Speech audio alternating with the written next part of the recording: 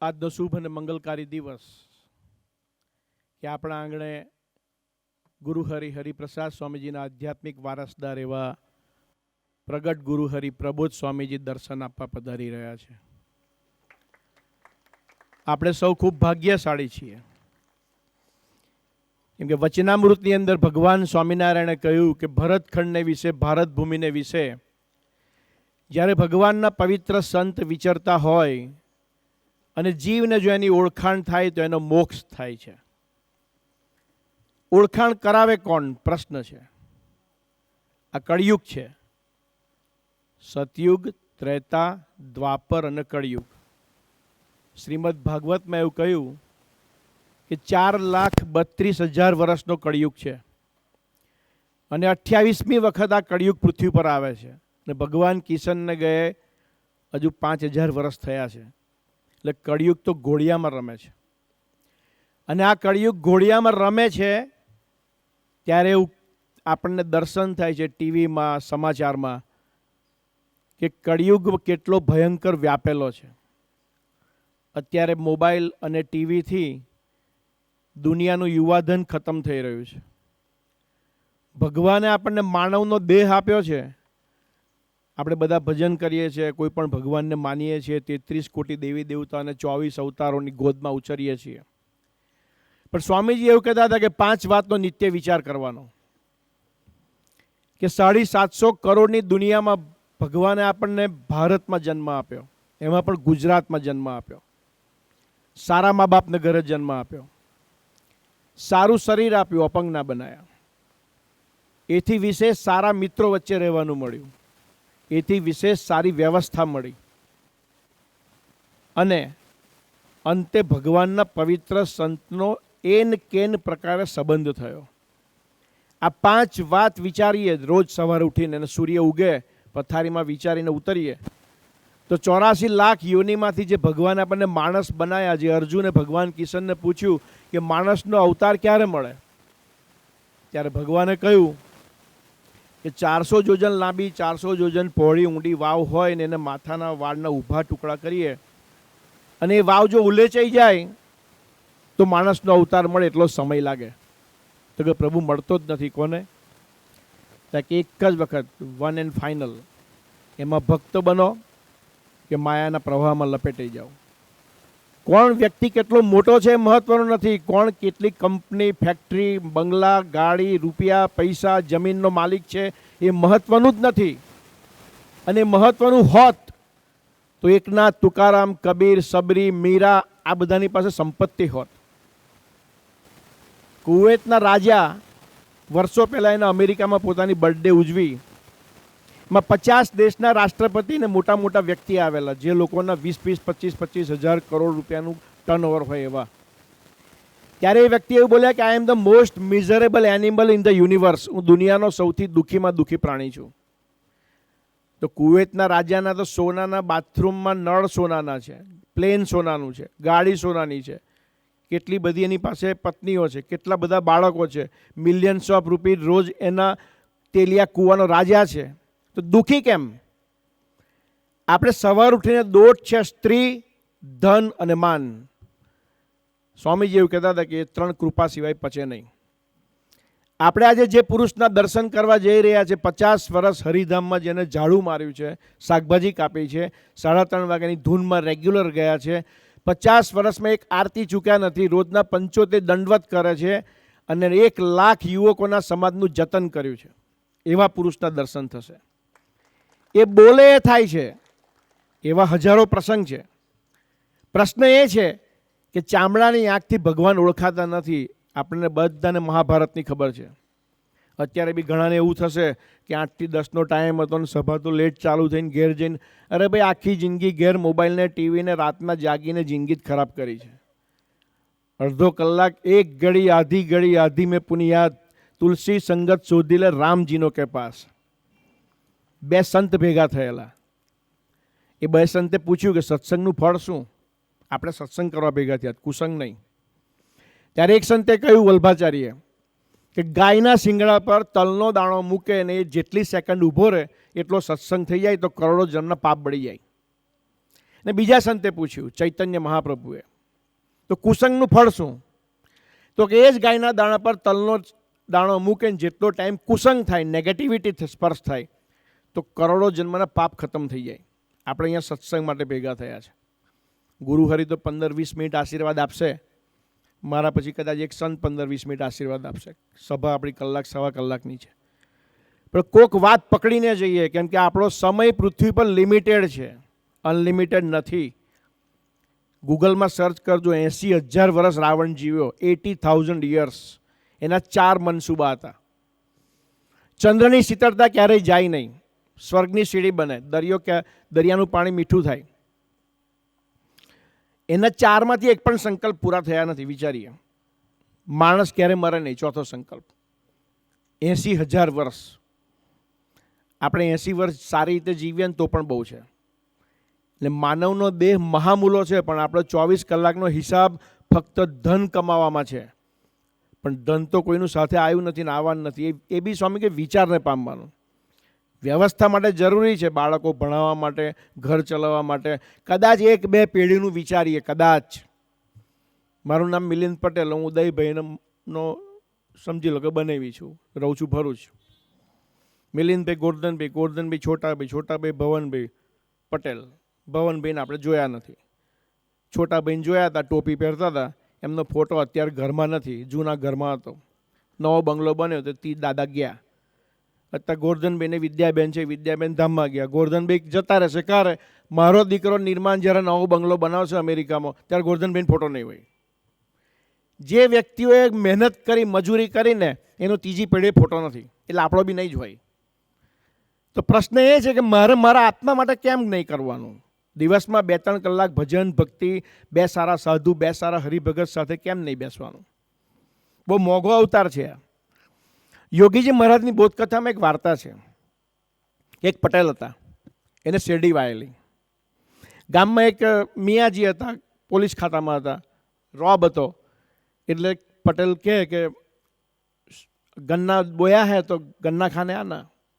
અરે તેરે ગન્ને કો ક્યાં ખાના, ચાલ હટ. 1-2 વાર કીધું, પછી ફરી શેરડી કાપવાની થઈ. ગોળનું કોલું નાખ્યું. તો કે ગુड़ હુआ है, गुड़ खाने आना. अरे तेरे गुड़ को क्या खाए. શેરડી કપાઈ ગઈ, કોલું ઉલરી ગયું. એક દિવસ સવારે મિયાજી ઝાડે ફરવા ગયા અને ગન્ના કાપેલા હતા ખેતરમાં. ઝાડે ફરતા ફરતા વિચારતા હતા, ગન્નાનું ઠૂઠું હોય ને, બોટ, એને ઠૂઠું કહેવાય. તો કે આ કેવું લાગતું હશે? એટલે ઉઘડા પડી અને ઠૂઠું ચૂહવા ગયા, તો ધૂળ આવી મોડામાં. એટલામાં પટેલ આવ્યા. जब शेरडी अच्छी थी तब नहीं आए, जब गुड़ बनाया तब नहीं आए, अब ये ठूठा में क्या चूस रहे हो? એમ જિંદગી આપણી જ્યારે સારી છે ને ત્યારે ભગવાન નહીં ભજાય, પણ જ્યારે રોગ આવશે, બીમારી આવશે, કોમા આવશે, પ્રોબ્લેમ આવશે, અલ્સર આવશે, હાર્ટમાં કાણું પડશે, બીમારી ભયંકર આવશે ને, હે પ્રભુ. અમારે ત્યાં ગોરધન મામા હતા અને બિલ્ડર હતા બરોડામાં, બહુ સારા બિલ્ડર હતા. સ્વામીજી કહે કે ભગવાન ભજી લો. તો કે સ્વામી હું ટાઈમ જ નથી, એટલું બધું બિલ્ડિંગ લાઇનમાં અમારો પ્રોસેસ છે, સમય જ નથી. અને જ્યારે એમને કોમામાં જતા રહ્યા, કોમા એટલે જીવતી લાશ, અને સરભાણના જમાઈ થાય, નળા મંડાળા ગામ એમનું નળા. સ્વામીજી ખબર લેવા ગયા હોસ્પિટલમાં. એમના દીકરા જનકે પ્રાર્થના કરી કે સ્વામી મામા ભાનમાં આવે એવું કંઈ કરો ને. સ્વામી કે 6 મહિના કોમામાં રહેશે, આપણે ખાટલે બેહીને સ્વામિનારાયણ નામનું ભજન કરો. સૌથી સહેલો માર્ગ છે ભજન, જે આપણા કોઈથી થાય નહીં. 2, 4, 5 કલાક ફેસબુક, ઇન્સ્ટાગ્રામ, ટીવી, મોબાઈલ, સિરિયલમાં કદાચ જતા રહે, પણ 15-20 મિનિટ આંખ બંધ કરીને જે ભગવાનને માનતો હોય, ભગવાન રામ, કિશન, મહાવીર, બુદ્ધ, ભગવાન સ્વામિનારાયણ, માતાજી, જેને માનતો હોય તેને. સ્વામી કે ઠરીને અડધો કલાક ભજન ના થાય વ્યક્તિથી, એનો ચંચળ સ્વભાવ છે. આપણે હોળિકા હમણાં હોળી સળગાઈ બધાએ, હોળિકા માતા, પ્રહલાદજી એની પર બિરાજમાન થયેલા.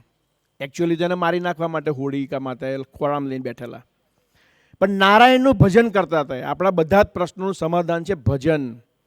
એ બી સત્પુરુષને યાદ રાખીને, ધ્યાન ધરીને. હું આત્મા છું, અક્ષર છું, બ્રહ્મ છું, ગુણાતીત છું, એવું માનીને હૃદય આકાશની વિશે નારાયણ બિરાજમાન કરવાના છે. બાકી આપણે ધાર્મિક છીએ, આપણે ઘરમાં અગરબત્તી કરતા હોઈશું, આપણે મંદિર બી જતા હોઈશું, પણ જ્યાં સુધી કથા વાર્તામાં નહીં ડૂબીએ, જ્યાં સુધી સત્સંગમાં નહીં ડૂબીએ, જ્યાં સુધી આપણે સેવામાં નહીં ડૂબીએ, જ્યાં સુધી આપણને સંતનો મહિમા નહીં હોય, ત્યાં સુધી આપણે 100% ફળ નહીં મળી શકે.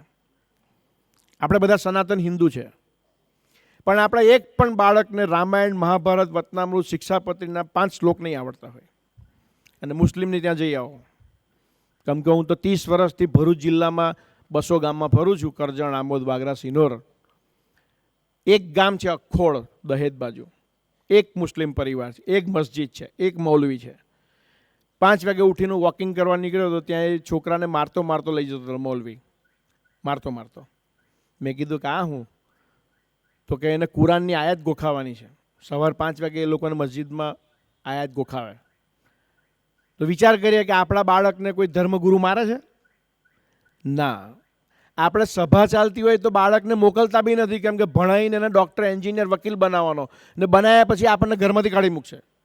મુસ્લિમોનું એક ઘરડાઘર નથી, આપણા ઢગલાબંધ ઘરડાઘર છે. હમણાં હું MP ગયેલો તો ત્યાં બોમ્બેના એક બાબુભાઈ કરીને આવેલા, બોરીવલ્લીમાં રહેતા હતા, 5 કરોડનો ફ્લેટ છે. એમની વાઈફ કદાચ 90 કિલોનો વજન હશે, રિક્ષામાં બી ના બેસી કે એવી સ્થિતિ હતી. એ રડતા રડતા એવું કહેતા હતા કે મારી વહુ અમારું ખાવાનું બનાવતી નથી. 5 કરોડનો ફ્લેટ બાપે આવેલો. તો એ મહિમા કેમ નથી? ભક્તિ નથી, ભજન નથી, સંતનો મહિમા નથી, પોઝિટિવ સંગ નથી.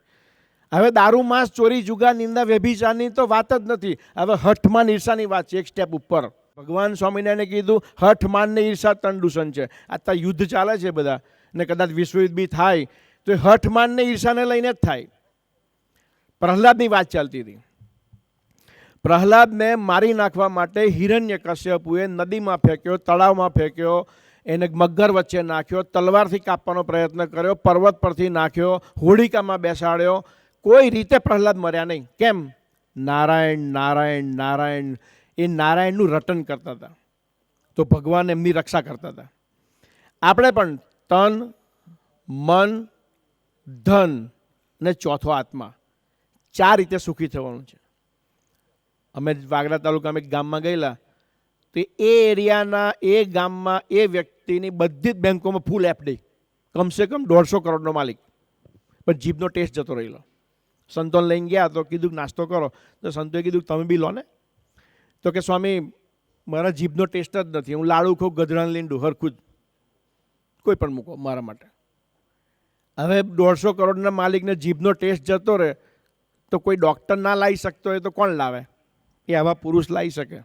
યોગીજી મહારાજના વખતમાં એક રાજકોટના શેઠના જીભનો ટેસ્ટ જતો રહેલો, ત્યારે બાપાએ એને મોઢામાં લાડુ મૂકીને ટેસ્ટ લાવેલા. સ્વામીજી પણ એક અશોકભાઈ કરીને છે ભરૂચના, એનો ટેસ્ટ ને એનો ડાયાબિટીસ વધી ગયેલો, તો સ્વામી કે સમય આમ 1.5 મહિનો સેવામાં રહો અને પછી લાડુ ખવડાયેલો.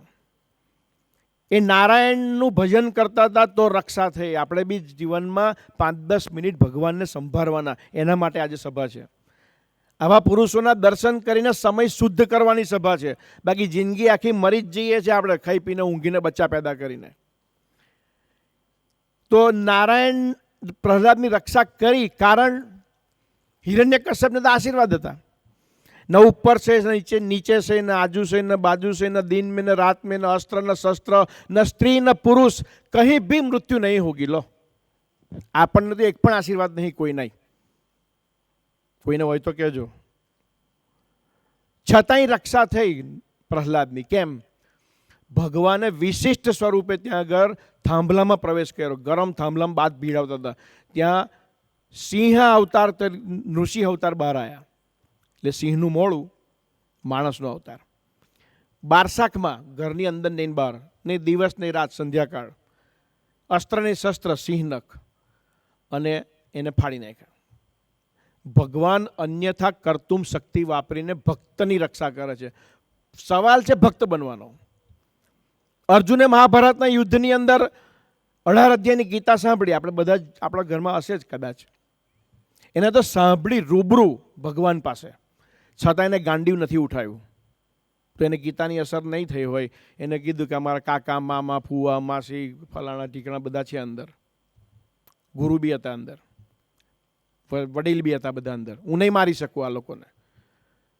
તો કે તું તારો ધર્મ છોડ અને હું કહું એમ આય, હું કહું એમ કર, મામેકમ શરણમ વ્રજ, હું કહું એમ કર. તો બી ના માન્યું. છેલ્લે વૈરાટનું સ્વરૂપ બતાવ્યું ને, ચર્મચક્ષુથી ના કહ્યું ભગવાન ના ઓળખાય, આપણા જેવા જ છે, હમણાં આવશે એટલે. પણ એ બોલે બ્રહ્માંડમાં વ્યાપક થાય અને આપણે બોલે તો ઘરવાળા ના સાંભળે, આપણું કોઈ સાંભળે નહીં ભાઈ. તો એના દર્શન કરાયા વિરાટનું, તો માઇક્રો સેકન્ડમાં અર્જુન આંખ બંધ કરી દીધી, કેમ કે દર્શન થાય નહીં ચર્મચક્ષુથી, દિવ્ય ચક્ષુ જોઈએ એના માટે. અને પછી ભગવાનને દર્શન કરાય એટલે ગાંડી ઉઠાયું. તો આપણે બધાએ સુખી તો થવું જ છે, પણ જીવનમાં 2 સારા સાધુ ને 4 સારા હરિભગત જોઈએ. જનકભાઈ ભાવનગર, મારી એક ડ્યુટી હતી 7 વર્ષ ભાવનગરની. ત્યાં બિલ્ડર છે જનકભાઈ, આફ્રિકામાં જંગલ છે અને રેતીમાંથી કાચ બનાવવાની ફેક્ટરી છે. પ્રદ્યુમનભાઈ, પ્રવીણભાઈ ને જનકભાઈ 3 ભાઈઓ છે. ફર્સ્ટ વખત સ્વામીજી જે રીતે અહીંયા પ્રબોધ સ્વામી આવે છે એમ હરિપ્રસાદ સ્વામી ફર્સ્ટ ટાઈમ ભાવનગર જતા હતા. ને સ્વામી પહેલી જ વાર ગાડીમાંથી પગ નીચે મૂકીને એ બોલ્યા, આપણે 80 ઘરે પધરામણી કરવાની છે, 3 દિવસ રોકાવાનું છે. જેવા ઉતર્યા એટલે જનકભાઈ હાર પહેરાયો અને પ્રાર્થના કરી કે સ્વામીજી 3 દિવસ આપણે રોકાવાનું છે અને પધરામણી કરવાની છે આપણે પટેલ સમાજમાં. સ્વામી કે ભલે. ઘરમાં ગયા ને તો જનકભાઈ પોક મૂકી રડવા માંડ્યા. કેમ? તો કે એમની દીકરી વિધવા થયેલી, બોમ્બે લગ્ન કરેલું, ડાયમંડનો બહુ મોટો બિઝનેસ હતો, પણ 1 વર્ષમાં જે જમાઈ હતા એ બાથરૂમમાં સ્લીપ થયો અને બ્રેન હેમરેજ થઈ ગયું, ધામમાં જતા રહ્યા. મકાન એટલું મોટું જે રીતે અહીંયા છે બધા એ રીતે આખું 1 વિંગાનું, તો એનું અંદર કપચી નાખીને અંદર ગાર્ડન જેવું જ હતું. કે લગ્ન આપણે અહીં કરેલું તે જમાનામાં 25 વર્ષ પહેલાં 50 લાખ ખર્ચો કરેલો. હવે દીકરી વિધવા થઈ ગઈ. તો કે અમારા સમાજમાં છે ને સ્વામી, સંસ્કારી દીકરો શોધવો અઘરો છે. પૈસા મળે, બંગલા મળે, ગાડી મળે, બધું જ મળે, પણ રાત પડે દારૂ પીએ ને મારે છોકરીને તો અમને ના પોહાય. તમે આશીર્વાદ આપો, સારો જમાઈ મળે. મફતમાં કાંઈ મળતું નથી ભાઈ. ભગવાન રામ, કિશન, મહાવીર, બુદ્ધ જ્યારે પૃથ્વી ઉપર આવ્યા ને, જે વ્યક્તિ યુગ કાર્યમાં નિમિત્ત બન્યા ને એ ભક્ત તરીકે પૂજાયા, જેને આપણે માનીએ છીએ. હનુમાનજી યુગ કાર્યમાં નિમિત્ત બન્યા, ચાહે પુલ બનાવવાનો હોય, ચાહે પર્વત ઉઠાવવાનો હોય, ચાહે એમની સેવામાં સીતાજીને શોધવા જવાનું હોય, ચાહે લંકા હરગાવવાની હોય, યુગ કાર્યમાં નિમિત્ત બનવું પડે. જેમ અર્જુન નિમિત્ત બન્યા મહાભારતના યુદ્ધમાં, એમ નિમિત્ત બનવું પડે. તો કહ્યું કે તમે ભજન કરશો સ્વામિનારાયણનું? તો કે હા, અમે ગઢડાના સંપ્રદાયમાં ટ્રસ્ટી છે અને અમે સ્વામિનારાયણ જ છે, કરીશું. સ્વામી કે હું સ્વામી છું અને મારે નારાયણમાં લીન થવાનું છે, એવી રીતે 30 મિનિટ ભજન કરજો ત્રણેય ભાઈઓ, સવાયો જમાઈ મળશે 3 મહિનાની અંદર. સ્વામીજી આશીર્વાદ આપ્યા. ને 3 મહિનામાં શિપ બ્રેકિંગમાં એ જ ગામમાં કાળિયા બેડીની અંદર એક હતા, એમને લગ્નની ઓફર પહેલાં આપેલી, પણ આ બેનનું લગ્ન બોમ્બે થઈ ગયેલું એટલે બાકી જતા. એટલે એમને કીધું કે મને વાંધો નથી, એ બેન વિધવા થયા તો સ્વામીજીને પૂછાવડાય. સ્વામી કે આપણા માટે યોગ્ય છે, કરી દો. અને લગ્ન થયા અને આજે એમનું સંસાર સુખી છે. એમને શાળાંતે પધરામણી કરી અને એમનો દીકરો હતો ને એ જન્મથી પથારીવશ હતો. સ્વામી કે એનો બાપ ક્યાં છે? તો કે સ્વામી ઉપર. શું કરે? બોલાવની છે ને. સ્વામી કે ડીઝલ છે. ડીઝલ એટલે પીધેલો છે એમ, એ બાજુ ડીઝલ કહેતા હશે, અહીં 7:45 કહેતા હોય, કોઈ 6:45 જે ટાઈમ. સ્વામી કે બોલાવે ને. એ ભાઈ આવ્યા પછી કીધું કે એનો આત્મા ચોખ્ખો જ છે, પણ તારા પાપે કરીને એના શરીરની કરોડરજ્જુ નથી. સ્વામી કે એના વીર્ય તત્વોમાં ખામી આવી ગઈ તારા પાપે કરીને. પછી સ્વામી બોલ્યા કે ભજન કરજો, બધું મહારાજ કરશે. ત્યાં એક ભાઈ હતા, એમને કીધું કે સ્વામી એવું નહીં, કે આશીર્વાદ આપો તો કંઈક થાય. વડોદરામાં એક હરિભગત હતા, એમની લક્ષ્મી તરફની દોટ બહુ ભારે. એમની સ્કૂલ હતી 3, શરદ કન્યા, બોટનાથ વિદ્યાલય અને ત્રીજી એક સ્કૂલ હતી લાલ બહાદુર શાસ્ત્રી. સ્વામીજીએ કહ્યું કે મંદિરે આવતા રહેજો, સંતોને મળતા રહેજો, તમારા બાળકોના સંસ્કાર ટકી જાય એની એમને ચિંતા છે. તો કે સ્વામી 3 સ્કૂલ છે, ટાઈમ જ નથી. આપણી બી 2-3 ફેક્ટરી હોય, 2-3 ધંધા હોય, તો આપણી પાસે સમય ના હોય ફેમિલી માટે. પણ ફેમિલી છે તો ધંધા છે, ફેમિલી છે તો આપણે છે, ફેમિલી છે તો આપણું જીવન છે. સમય નહોતો ને એક દિવસ એવું થયું કે એમના દીકરાને એડમિશન માટે મહારાષ્ટ્ર ગયેલા અને ત્યાં આગળ રિટર્ન આવતા પાલેજ પાસે એક્સિડન્ટ થયો અને દીકરો ધામમાં જતો રહ્યો. સોરી, એ ભાઈ ધામમાં જતા રહ્યા. એટલે પછી ઘરે બરોડા રહેતા હતા, એ એરિયા એવો હતો કે હિન્દુ મુસ્લિમ મિક્સ એરિયા હતો. એટલે એમાં બહારના ટકોરા પડ્યા બહાર. એટલે ત્યાં થોડીક ધમાલ જેવું વાતાવરણ હોય એટલે ત્યાં કોળવડ આપવાનો હોય કે રાધેશ્યામ સીતારામ, તો જ બારણું ખોલવાનું. બારણું ખોલ્યું તો કોઈ નહીં. એમના મિસિસે બારણું ખોલ્યું, કોઈ નહીં. ફરી ટકોરા પડ્યા તો બારણું ખોલ્યું, કોઈ નહીં.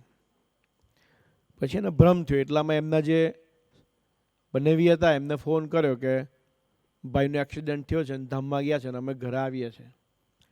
એ ઘરે આવ્યા અને પછી કીધું કે આવું રીતે એ ભૂત થયા છે અને બારણું ઠોકે છે ને આવું ગુમ થઈ જાય, દેખાતું કોઈ નથી. રાત્રે આવે છે, ઘરમાં સંડાસ કરે છે અને વિચિત્ર માંગણી કરે છે. ને આપણને ખબર છે ને કે વ્યક્તિનો આત્મા જ્યારે અવગતિએ જાય ને ત્યારે ભૂત થાય, પલિત થાય, જણ થાય, ખવીશ થાય, ટૂંકમાં 84 લાખ યોનિથી જુદું જ કંઈક થાય.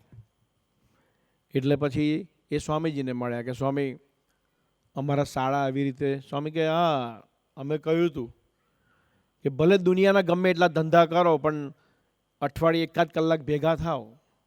જો મુસ્લિમ 5 ટાઈમ નમાઝ કરવા ભેગા થતા હોય તો આપણે અઠવાડિયે 1 કલાક ગેટ ટુગેધર સભામાં કોઈ સારી જગ્યાએ બેસવા માટે કેમ ના જઈ શકીએ? સારા વિચારો કેમ ના લઈ જઈ શકીએ? સ્વામી કે તમારી પાસે સમય નથી તો ભગવાન પાસે બી ક્યાં સમય છે? તમે જ ભગવાન કરતાં મોટા થઈ ગયા હોય કે તમારી જાતે જ નક્કી કરતા કે દુનિયા હું ચલાવું, તો પછી પ્રશ્ન જ ક્યાં છે? સ્વામી કહે આપ તો દયાળુ છો, કૃપાળુ, આપ એમની પર દયા કરો.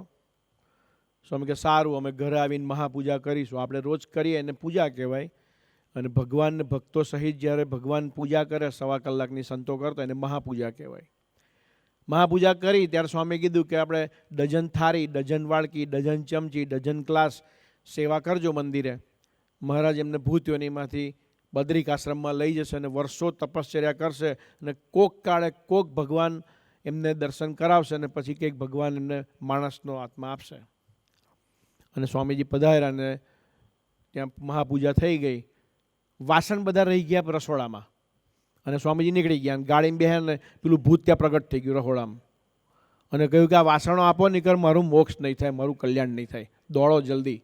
તે એક દોડ્યા એક ભાઈ એ વાસણ લઈને કે સ્વામી સ્વામી સ્વામી આ વાસણ રહી ગયા. સ્વામી કે આ જેના માટે આવ્યા તે જ રહી જાત. આપણે બધા પણ જ્યારે દોટ મારીએ છીએ ને ત્યારે ભૂલી જઈએ છીએ કે હું માણસ છું.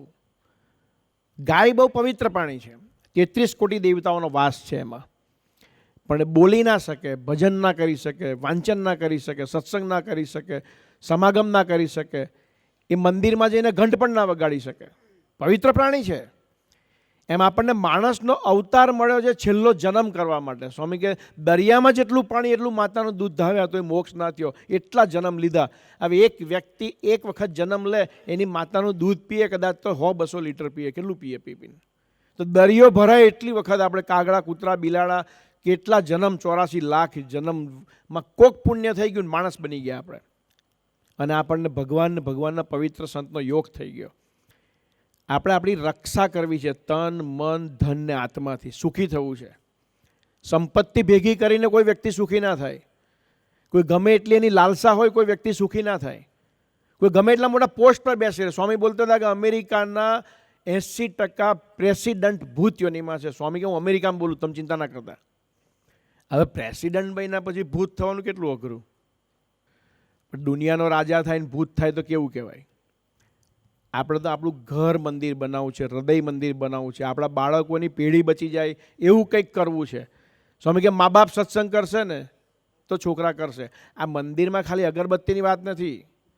એ તો રોજ સવારમાં 40-50 લાખ ટ્રક ફરે છે રોડ પર. એ ટ્રકનો ડ્રાઈવર પણ આંધ્રપ્રદેશથી નીકળ્યો હોય અને સવાર પડે તો ઊભી રાખીને આમ અગરબત્તી કરે એન્જિનને. એવી વાત નથી આ વાત છે આપણે સ્વાધ્યાય અને ભજન. આ વાત છે સંત સમાગમ. આ વાત છે જે ભગવાન છે ભગવાનમાં થોડોક સમય આપીને ડૂબવાની વાત છે. છેલ્લો પ્રસંગ કહીને મારી સેવા પૂરી કરું. જૂનાગઢની અંદર ગુણાતીતાનંદ સ્વામી મંદિર બનાવતા હતા. આ પુરુષોને આ સંસાર દેખાતો નથી, આ બ્રહ્માંડ દેખાતું નથી, અનંત બ્રહ્માંડની ઉપરના પુરુષ છે. આ તો જીવોને સુખી કરવા માટે મનુષ્ય દેહ ગ્રહણ કરીને આવે છે. એ ગુણાતીતાનંદ સ્વામી મંદિર બનાવતા હતા તો ત્યાં કાળવા નદી છે, નદીમાંથી પથરા લાવીને મંદિર બનાવતા હતા. ત્યાં મુસ્લિમ નવાબ હતા, એટલે એના અધિકારીઓ હતા, એમને કહ્યું કે આ ગુણાતીતાનંદ સ્વામી પરમિશન વગર પથરા લાવે છે, મંદિર બનાવે, નોટિસ આપો. લેખિત નોટિસ આપી, એમને હાજર થાવ દરબારમાં. ગુણાતીતાનંદ સ્વામી બે સંતોને લઈને ગયા. તો નવાબ તો ભક્તિવાળા હતા, અધિકારીને આંખમાં ખટકતું હતું. નવાબે એમને બિરાજમાન કર્યા, હારતોરા કર્યા, પૂજન કર્યું, ભેટ સોગાદ મૂકી. પછી કે સ્વામી માફ કરજો, પણ આ અધિકારીઓએ તમારું સમન્સ કાઢ્યું એટલે અમે તમારા દર્શન થઈ ગયા. તો પેલા અધિકારીઓએ કહ્યું કે સ્વામી એ શું ગુનો છે ગુણાતીતાનંદ સ્વામીનો? તો કે પથરા એમને પૂછ્યા વગર લઈ આવ્યા નદીમાંથી.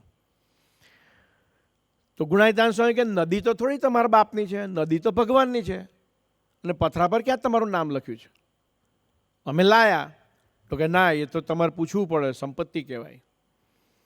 તો પછી કીધું કે તમારે પથરા હાથે જ મતલબ છે ને, કાલે સવારે જેટલા પથરા આવ્યા હતા એટલા પથરા નદીમાં આવી જશે. હવે પથરા તો મોટા મોટા હોય, નાના નાના ના હોય. અને ગુણાતીતાનંદ સ્વામી તો નીકળી ગયા. અને રાત્રે ધોધમાર વરસાદ પડ્યો, અને જૂનાગઢના જે પર્વતમાળાની અંદરથી ધોધમાર વરસાદમાં પથરા વહ્યા, અને પથરા બધા આખી કાળવા નદી ભરી ગાલી. અને કહ્યું કે લો, લઈ લો પથરા તમારા. એ અનંત બ્રહ્માંડમાં એમનું ધાર્યું કરી શકે છે. એક દીકરો હતો, અને ધ્રુવીલ એનું નામ, વિસનગરનો દીકરો, શિકાગો ભણતો હતો, અમેરિકા. સત્સંગ સભામાં ત્યાં જતો હતો શિકાગોમાં, ત્યાંના કાર્યકર્તાના ટચમાં આવ્યો. ઇન્ડિયામાં કોઈને ઓળખતું નહોતું, એના મા બાપ બી સત્સંગી નહોતા. 4 વર્ષનો કોર્સ હતો એનો. 3 વર્ષ પૂરા થયેલા અને 6 મહિના પૂરા થયા, અને 6 મહિના બાકી હતા. મહિનાની રજા આવી એને થયું કે હું જઈ આવું ઇન્ડિયા આવ્યા. મહિનો ફર્યા, પછી વિઝા તો હતા, ટિકિટ લઈને બેસવાનું હતું, સ્ટુડન્ટ વિઝા હતા.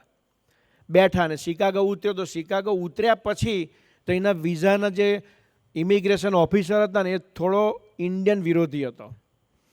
એટલે એને કીધું કે ભાઈ તું તો અહીં રોકાઈ જઈશ, તું તો PR થઈ જઈશ અહીં વગર લેવા દેવાય, એટલે હું તને કોઈ રીતે ઘૂસવા નહીં દઉં યુએસમાં. તો કે હું તો 3.5 વર્ષથી રહું છું, મારું આ ભણવાનું છે, હું 20 કલાક જ જોબ કરું છું, અને ઓફિશિયલ હું જઈ શકું છું? તો કે ના, હું તને વિઝા કેન્સલ કરીશ, મને ડાઉટ લાગે તું નહીં પાછો આવે. એટલે કેન્સલના સિક્કા મારી દીધા. કેન્સલના સિક્કા કોઈ ક્રિમિનલ હોય એને મારે, કાં બહુ મોટો ગુનો હોય, અથવા તો ત્રાસવાદી હોય, એને પાસપોર્ટ કેન્સલ કરી દે. એટલે કેન્સલ થઈ હતી. 32 કલાક પ્લેનમાં ગયા હતા, પછી 36 કલાક જેવું એરપોર્ટ પર બેહી રાખ્યો. 3 કલાક તો એને પોલીસવાળા એને બધા કેટલા પ્રશ્નો પૂછ્યા, રિટર્ન ફ્લાઇટમાં બેહાડી દીધો. પાછો 32 કલાકે ઇન્ડિયા આવ્યો, મા બાપ લેવા ગયા. કહ્યું કે હવે 6 મહિના મારા બાકી હતા, હું ડિગ્રી એન્જિનિયર થઈ જાત, પણ હવે આ શું થયું? ત્યાં નિમિત્ત સ્વામી કરીને, જે અહીંયા જે રીતે પ્રભુદર્શન સ્વામી ને શાશ્વત સ્વામી અહીંયા આવે છે, ગોધરા, લીમખેડા, લુણાવાલા એરિયામાં, બંને સંતો માસ્ટર ડિગ્રી કરેલું છે. આપણે કદાચ જેટલા બેઠેલા છે એમાં એક માસ્ટર બાયોટેકનોલોજી છે, અને એક માસ્ટર એગ્રીકલ્ચર છે, ગોલ્ડ મેડાલિસ્ટ. કદાચ કોક જ હશે માસ્ટર. છતાં એમને ભગવું કપડું ગ્રહણ કર્યું. એમના કોઈ છોકરા હાચવા નહીં, આપણા છોકરા હાચવા. ગુરુહરિ પ્રબોધ સ્વામીજી 50 વર્ષથી તપસ્યા કરે છે હરિધામમાં, આપણા છોકરા હાચવા, એમને ક્યાં કોકના હાચવાના? તો એવા સંત ત્યાં નિમિત્ત સ્વામી છે. એ મળ્યા ત્યાં વિસનગરમાં કે સ્વામી મારા આવું જ થયું. સ્વામી કે આપણે ભજન કરવાનું. પછી એને ફરી એપ્લાય કર્યું કેનેડા, અમેરિકા માટે. તો જ્યાં મોટા મોટા ઉદ્યોગપતિ જતા હોય, બ્યુરોક્રેટ જતા હોય, ગવર્મેન્ટના માણસ જતા હોય, એવા અમદાવાદને એક ઓફિસમાં મળ્યા. તો કે તારો કેન્સલનો સિક્કો વાગી ગયો ને યુએસમાં, એટલે ફરી તો અઘરું જ છે, છતાં ટ્રાય કરીએ. ફરી કર્યો તો ના આપ્યા, કેન્સલ. પછી એક નવી ઓફિસ ખોલી હતી, એને મળ્યા કે ચાલ ને યુએસે તને રિજેક્ટ કર્યો, કેનેડા તો ઓપન જ છે ને તારા માટે, તું કેનેડા જતો રહો. એટલે જ્યારે ફરી રિજેક્ટ કર્યું ને ત્યારે પેલા ઓફિસરે કીધું કે તારે શા માટે જવું, તારે તો 6 મહિના બાકી છે, એમાં તો હજુ હવે તારે 4 વીક જ ભણવાનું છે, તો તું ઓનલાઈન ભણી લે, તારી ડિગ્રી ઓનલાઈન આવી જશે, તને વિઝા નહીં મળે. એટલે કેનેડાના વિઝા મૂક્યા. કેનેડાના વિઝા મૂક્યા તો એને જેવું પેલા પાનું ખોલ્યું તો કેન્સલનું જ પાનું. એટલે યુએસ કેન્સલ કરે તો કેનેડા તો આપે જ નહીં કોઈ સંજોગોમાં. એટલે તરત એને બી કેન્સલ માર્યો, રિજેક્ટ. પાછા આવી ગયા. પછી નિમિત્ત સ્વામીજી અમારી શિબિર હતી બાકરોલમાં, જ્યાં ગુરુહરિ પ્રબોધ સ્વામીજી અત્યારે રહે છે. તો ત્યાં લઈને આવ્યા અને વાત કરી તો પ્રબોધ સ્વામી હસતા હતા એને જોઈને. હવે આટલો ગંભીર પ્રશ્ન હોય, 40 લાખ રૂપિયા મા બાપે દેવું કર્યું હોય અને આપણું અંધકારમય ભવિષ્ય હોય, તો કોઈ ગુરુ હશે કાં તો એને પ્રશ્ન એકદમ ઝીરો લેવલ પર, માઇનસ લેવલનો લાગતો હોય. આપણા માટે બધા પ્રશ્નો મોટા હોય, ભગવાન માટે કોઈ પ્રશ્ન મોટો નથી. એટલે જ ભગવાન સ્વામિનારાયણ આપણને આશીર્વાદ આપીને પહેલે જ સુખ્યા કરી દીધા કે 7 દુકાળ પડે તો અંધાતને વેર નહીં થાય, ચિંતા જ ના કરતા, ભજન કરજો. કરોડ વીછીનું દુઃખ મને આવો, મારા ભગતને નહીં, ચિંતા જ ના કરતા. અંત સમયે દર્શન દઈને અક્ષરધામમાં તેડી જઈશ, તમને વચ્ચે ઊભા જ નહીં રાખું કોઈ જગ્યાએ. શ્રેષ્ઠ ધામ અક્ષરધામ. આ પૃથ્વીલોકની ઉપર 7, નીચે 6, એમ કે 14 લોક, ગૌલોક, વૈકુંઠ, બદ્રિકાશ્રમ, શ્વેતદીપ, પાતાળ, સૂતળ, ભૂતળ, તળાતળ, એવા 14 લોક. એમાં ગૌલોકની મધ્યમાં અક્ષરધામ એવું લખ્યું. ત્યાં લઈ જઈશ તમને હું. અને એથી મોટી વિશેષ વાત કરી કે કીર્તિ કાંચન કામિનીના રસ રાગ રહિતના સંત થકી હું પૃથ્વી પર અખંડ વિચરણ કરીશ. મીન્સ સનાથ બનાયા આપણને, અનાથ ના બનાયા. ભગવાન આપ્યા આપણને, સંતો આપ્યા આપણને. હવે આપણે હિન્દુ સંપ્રદાયમાં રહીને પણ 2 સારા સાધુ, 4 સારા હરિભગત ના હોય તો આપણું ઘર સ્મશાન છે. એવું કહેવાય છે કે જે ઘરમાં સંતના પગલાં નથી ને ત્યાં જમણા ડેરા દેવત, ત્યાં જમ આવે. તો આપણે બી આપણા બાળકોને સંસ્કાર તો જ આપી શકીશું કે એને બી જેવો સંગ આપીશું એવો રંગ આવશે. પેલા દીકરાને સંત નિમિત્ત સ્વામી મળ્યા તો પ્રબોધ સ્વામી પાસે લઈ ગયા, હસ્યા. પછી પ્રબોધ સ્વામી કહ્યું કે આપણે 30 મિનિટ ભજન કરવાનું. મહારાજ આપણું અહિત ના કરે, બધું સરસ થઈ જશે, ચિંતા ના કરતો. સ્વામી કે જ્યારે પહાડ જેવો દુઃખ આવે ને ત્યારે 2 વ્યક્તિ આપણી જોડે ઊભા રહેનાર જોઈએ. પૈસા તો ઠીક છે, આપણા ખભા પર હાથ મૂકનાર જોઈએ. આ સંત આટલું જ કરે છે, જેમાં ભગવાનનો વાસ છે. પછી પેલા ભજન કરતા હતા અને પછી કેનેડાના ફરી વિઝા મૂક્યા. તો રાત્રે 2 વાગે મેલ આવ્યો કે વિઝા તમારા સેન્શન થઈ ગયા છે, વિઝા મળી ગયા તમને. સ્ટેમ્પિંગ કરવા માટે જ્યારે અમદાવાદ ગયા ને ત્યારે પેલા સ્ટેમ્પિંગ વાળા પાનું ખોલ્યું ને તો પેલું કેન્સલનું પાનું આવ્યું યુએસનું. અને મોડું જોયું ફરી એની બાજુ કે યુએસ કેન્સલ કરે ને કેનેડા વિઝા ના આપે કોઈ દિવસ. તો કે આપ્યા ને તો કે મારી લાઈફમાં પહેલો પ્રસંગ એવો છે કે યુએસએ કેન્સલ કર્યા અને કેનેડા વિઝા આપે એવું. તો કે આ મારા ગુરુ હરિના આશીર્વાદ છે. બાકી તો આ બુદ્ધિ શક્તિ સમજણની વાત જ નથી. તો આજના શુભ અને મંગલકારી દિવસે હે મહારાજ ને હે સ્વામી, કળિયુગ તો બહુ ભયંકર છે, સ્થિતિ તો ગંભીર છે અને હજુ બી ગંભીર આવશે, એનાથી ભયંકર આવશે. અમારા ભરૂચમાં સુનિલ સોત્રીએ ડૉક્ટર છે, માનસિક ડૉક્ટર, સાયક્રેટિક. એને ત્યાં 150 પેશન્ટ રોજ આવે છે. સવારે 75 ને સાંજે 75, 150થી ઉપર લેતો નહીં. હું મારા ખ્યાલથી 5 વર્ષ પહેલાં એક પેશન્ટને લઈ ગયો હતો, પછી વચ્ચે એક પેશન્ટને લઈ ગયો હતો. એને પૂછ્યું મેં તો કે 5 વર્ષથી 150થી ઓછું એક પેશન્ટ નથી આવ્યા અને ઉપરથી એપોઇન્ટમેન્ટ લઈ તો 2-3 દિવસ લાગે. અને એમાં 50% 5, 6, 7, 8, 9, 10 ધોરણના બાળકો છે કે જે મોબાઈલ રમતા હોય. તો આપણું તો ફ્યુચર ખલાસ થવાની તૈયારીમાં છે જો એને ખરેખર મોબાઈલ રમાડીશું તો. આપણે ફ્રી થવા માટે એને મોબાઈલ આપીએ તો એ પતી જવાનો. તો એના માટે બાળ સભામાં મોકલીએ, એના માટે સત્સંગ સભામાં મોકલીએ, એના માટે એવા સંતોની ગોષ્ઠી, એવા સંતોનો સમાગમ કરાવીએ. તો એ ફોન કરશે તો મા બાપનું નહીં માને પણ સાધુનું માનશે. તો મહારાજને સ્વામી આપણને એવા સુખ્યા કરવા માટે પૃથ્વી પર સંતોને મોકલ્યા છે. પ્રભુ પોતે પ્રગટ્યા છે. તો ગુરુહરિ પ્રબોધ સ્વામીજીના ચરણોમાં પ્રાર્થના, સંતોના ચરણોમાં પ્રાર્થના, વડીલોના ચરણોમાં પ્રાર્થના કે અમારું ઘર મંદિર બને, અમારું હૃદય મંદિર બને અને અમારો છેલ્લો જન્મ કરવા માટે અમને એવી બળ બુદ્ધિ શક્તિ આપો. એવી અમે પ્રાર્થના કરતાં શીખવાડો કે અમે 2 સારા સાધુને 4 સારા હરિભગતને પ્રાર્થના કરીને ભગવાન પાસે માગીએ, શોધીએ. સ્વામી કે તમે જે ભગવાનને માનતા હોય તે સ્વામિનારાયણ થવાનું કહેતા જ નથી. અમે કંઠી અમે પહેરાવતા જ નથી કોઈને. પણ તમે જે ભગવાનને માનતા હશે એને પ્રાર્થના કરશો ને તો ભગવાન પૃથ્વી પર વિચરતું સ્વરૂપને તમારું કાંડું પકડાવશે. કેમ કે દરેક ભગવાન તો સમર્થ છે ને યુગે યુગે ભગવાન આવ્યા છે. ભગવાન કિશને કહ્યું કે યદા યદા હિ ધર્મસ્ય ગ્લાનિર્ભવતિ ભારતી, જ્યારે જ્યારે અધર્મ આવશે ત્યારે તો અમે ભગવાન પૃથ્વી પર આવીશું. તો અધર્મ તો વધી રહ્યો છે અત્યારે. કેમ કે 200 વર્ષ પહેલાં તો ટીવી નહોતો, મોબાઈલ નહોતો, કોઈ વસ્તુ જ નથી કે આનંદ કરી શકાય. હાથ પડે લાઇટ જતી રહે, ખાવાના ટાઈમે તો ખાસ જાય. આ તો મોદી સાહેબ આવ્યા એટલે લાઇટો હરગે, બાકી તો અંધારામાં ફાનસ હરગાવવાનું. એક જેવી થારી લીધી તરત દીવો પ્રગટાવવાનો, લાઇટ ગઈ, કોઈ વ્યવસ્થા જ નથી. અને અત્યારે સંપૂર્ણ વ્યવસ્થામાં સમાજ અવ્યવસ્થિત થઈ ગયો છે, પણ આપણું ઘર બચી જાય એવી ભાવના સાથે આજે આપણે આ સત્સંગમાં ગુરુ હરિપ્રબોધ સ્વામીજીના આશીર્વાદ લઈએ. એ જ પ્રાર્થના. સજાનંદ સ્વામી મહારાજની જય.